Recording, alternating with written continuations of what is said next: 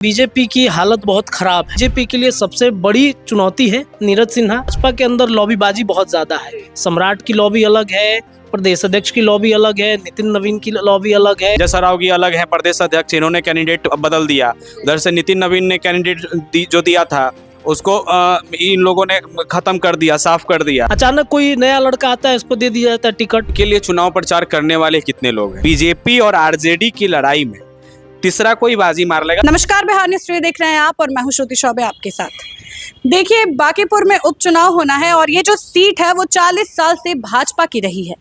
यहाँ 30 साल से नितिन नवीन रहे हैं और उनके पिताजी रहे हैं, लेकिन अब नितिन नवीन के इस्तीफे देने के बाद ये सीट पर उपचुनाव होना है और इसको लेकर बिहार में काफ़ी ज़्यादा राजनीतिक चर्चाएं हो रही हैं। सारी पार्टी लगी हुई है इस सीट के पीछे और ये सीट काफ़ी हॉट सीट बन चुका है क्योंकि इस सीट पर एंट्री हो चुकी है प्रशांत किशोर की और उसके बाद बीजेपी लगातार कोशिश कर रही है कि ये सीट वापस उनके हाथ में आए और बीजेपी के अंदर कहीं ना कहीं डर भी है। तो चलिए अब बात करते हैं हमारे सहयोगी से और जानते हैं कि बांकीपुर उपचुनाव में क्या होने वाला है, कौन सी पार्टी जीत सकती है, किस पार्टी का क्या हाल है। अभी रत्नेश जी, आप बताइए, बांकीपुर में बीजेपी का क्या हाल? देखिए, बीजेपी की हालत बहुत खराब है। मैं जितना एनालिसिस कर पा रहा हूँ, जितना मैं देख रहा हूँ, बीजेपी की हालत बहुत खराब है। क्योंकि इस सीट पर नितिन नवीन का कब्जा था, उनके पिताजी का कब्जा था। नितिन नवीन अब मोदी जी के बॉस हैं, मतलब नितिन नवीन अब बीजेपी के राष्ट्रीय अध्यक्ष बन चुके हैं। तो उनके लिए भी काफ़ी उनका जो मतलब ऑरा बना हुआ है बांकीपुर में, उसको भी बचाना है। अब उनके चेहरे पर लोग भरोसा कर रहे थे कि हाँ, नितिन बउआ हैं हमारे साथ तो काम करेंगे। लेकिन नया कैंडिडेट जब आ गया है, कहीं पे भी जब नया रिप्लेसमेंट किसी का होता है तो थोड़ा सा भरोसा लोगों का कम हो जाता है कि पता नहीं करेंगे नहीं करेंगे, जो विकास नितिन नवीन या फिर जमीनी नेता बन पाएंगे कि नहीं बन पाएंगे। अब आप देखिए, नीरज सिन्हा का वीडियो किस तरीके से वायरल हो रहा है, सवाल का ढंग से जवाब नहीं दे पा रहे हैं। आप पूछिएगा क्लास 5 का तो वो क्लास 1 का जवाब दे रहे हैं, क्लास 12 का पूछिएगा तो चल रहा है हायर एजुकेशन में। ये स्थिति है उनकी। तो ये कहीं ना कहीं बीजेपी के लिए सबसे बड़ी चुनौती है नीरज सिन्हा। इसके पहले जो बंटी को टिकट मिला था, अभिषेक बंटी को, कुछ हद तक वो ठीक थे, कुछ हद तक लगता था कि मैच्योरिटी है इनके अंदर, नितिन नवीन के पैरेलल में काम कर सकते थे। और हमारे सहयोगी प्रत्युष जी हैं, इन्होंने बताया भी कि नितिन नवीन के करीबी आदमी थे अभिषेक। और यहाँ क्या है, भाजपा के अंदर लॉबीबाजी बहुत ज्यादा है। सम्राट की लॉबी अलग है, प्रदेश अध्यक्ष की लॉबी अलग है, नितिन नवीन की लॉबी अलग है। तो ये नाराजगी कई नेताओं में भी है, जो दिग्गज नेता है वो, मैं इसके पहले भी वीडियो में कह चुका हूँ कि एक और जो सीनियर नेता थे बीजेपी के, उनसे बातचीत जब हो रही थी तो उन्होंने कहा कि हम लोग क्या झक मारने के लिए बैठे थे, इतने सीनियर नेता है, हम लोग भी पार्टी के लिए कई काम किए हैं। अचानक कोई नया लड़का आता है, उसको दे दिया जाता है टिकट। वो लोग नाराजगी तो उनके अंदर है, तो लोग क्या उसका समर्थन में प्रचार करेंगे? समर्थन में नहीं करेंगे, वो जाके दुष्प्रचार ही करेंगे। या जाके मान लीजिए साथ में दिख रहे हैं, पता चला रात में बैठ के कहीं कि दूसरा आदमी को देख लीजिएगा, हमको नहीं दिया। तो ये बीजेपी की हालत बहुत खराब है, बहुत चुनौतीपूर्ण है बीजेपी के लिए और बहुत ज़्यादा नितिन नवीन के लिए भी चुनौतीपूर्ण सीट है कि इस सीट पर हमारा क्या होगा। ये कहीं ना कहीं काफी निर्णायक सीट। प्रत्युष जी, दो बिल्ली की लड़ाई में अक्सर बंदर रोटी खा जाता है, इस पे आपका क्या कहना है? आरजेडी का क्या हाल है? देखिए, आरजेडी में से रेखा गुप्ता को तेजस्वी यादव ने कैंडिडेट वहां से उतारा है, बनाया है, और पहले भी रेखा गुप्ता ही वहां से कैंडिडेट थी। लेकिन जिस तरीके से खबरें सामने आ रही है कि रेखा गुप्ता चुनाव उनके लिए जितना जो है बांकीपुर इम्पॉसिबल है। इम्पॉसिबल इसलिए है क्योंकि तेजस्वी यादव अब नदारत हैं, पटना से गायब हैं, यूरोप घूम रहे हैं और सूत्रों से जो आया है खबर कि तेजस्वी यादव जो हैं किसी एक पार्टी से, हम किसी का पर्सनल नाम नहीं रखेंगे, किसी एक पार्टी से उन्होंने पैसा उठा लिया है और उनको पैसा इसलिए दिया गया था कि आप यहाँ से नदारत हो जाइए, चल जाइए कहीं घूमने फिरने। उनकी प्रत्याशी खड़ी हैं बांकीपुर में और उनके पास 40,000 से ज्यादा वोट हैं। उनके लिए चुनाव प्रचार करने वाले कितने लोग हैं?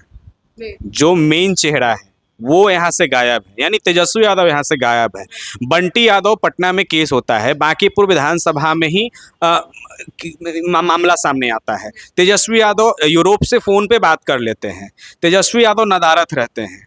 जब मुद्दा भुनाना होता है तो ये लोग गायब रहते हैं, तो उनके कैंडिडेट वहाँ कैसे चुनाव जीत जाएंगे? और सबसे बड़ा सवाल है कि आप पर वो लोग भरोसा क्यों करें? सबसे बड़ा मुद्दा है। बीजेपी में अभी रत्नेश भाई ने बताया कि लॉबी चल रहा है, 2 लॉबी चलता है बीजेपी में। अब 2 लॉबी, अब किसका किसका है ये नहीं। संजय सरावगी अलग है प्रदेश अध्यक्ष, इन्होंने कैंडिडेट बदल दिया। उधर से नितिन नवीन ने कैंडिडेट जो दिया था उसको इन लोगों ने ख़त्म कर दिया, साफ कर दिया।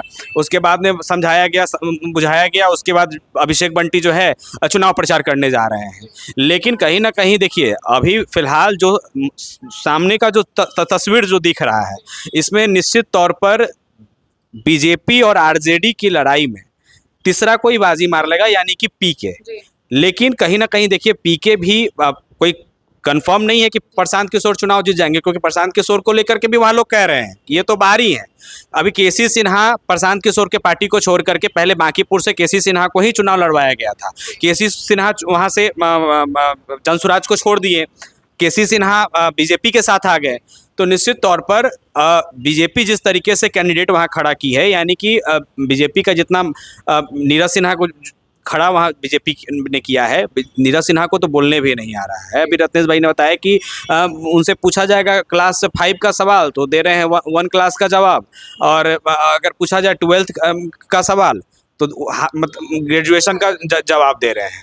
तो निश्चित तौर पर नीरज सिन्हा का तो चुनाव जितना यहाँ मुश्किल है। कितना भी लोग को उतार लें, कितना भी स्टार प्रचारक उतार लें, यहाँ उनके लिए चुनाव जितना इम्पॉसिबल है। बात रहा रेखा गुप्ता का, तो रेखा गुप्ता और प्रशांत किशोर में टक्कर है, दोनों में ज़बरदस्त टक्कर है।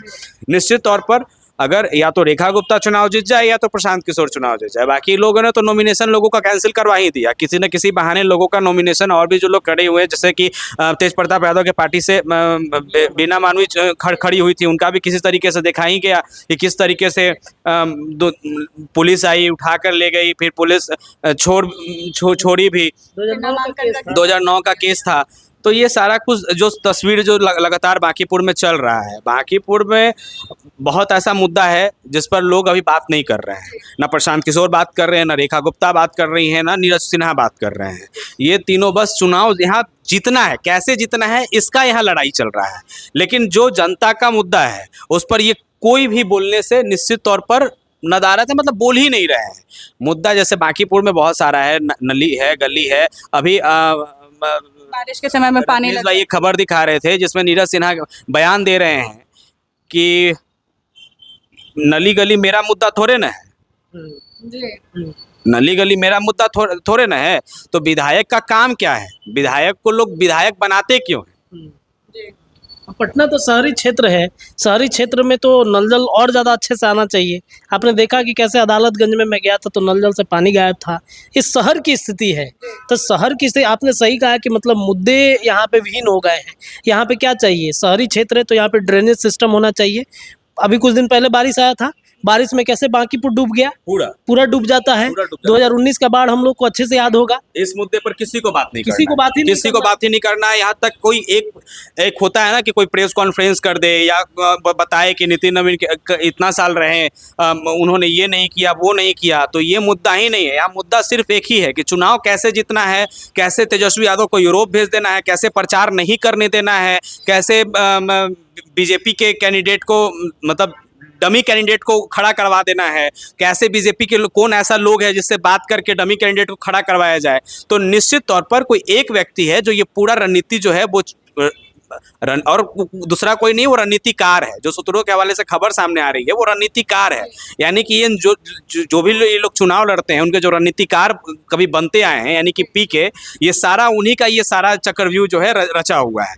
लेकिन यहाँ चुनाव निश्चित तौर पर देखिए, 2 आदमी के मतलब 2 ही कैंडिडेट के बीच टक्कर है, आरजेडी और प्रशांत किशोर। और बीजेपी को तो एकदम दरकिनार यहाँ की जनता बांकीपुर से कर चुकी है। जो आपका क्या कहना है रत्नेश जी? ये सही बात है। और आपने शुरू में पूछा सवाल कि 2 बिल्लियों की लड़ाई में तीसरा एक बंदर होता है, वो रोटी लेके भाग जाता है। अक्सर हमने देखा है, यहाँ भी हो सकता है।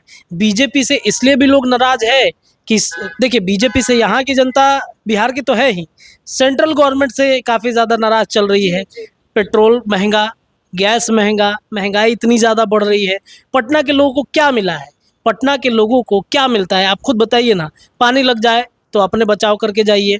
इसके अलावा किसी तरह की कोई व्यवस्था नहीं, यहाँ पे बिजली लगातार कट रही है।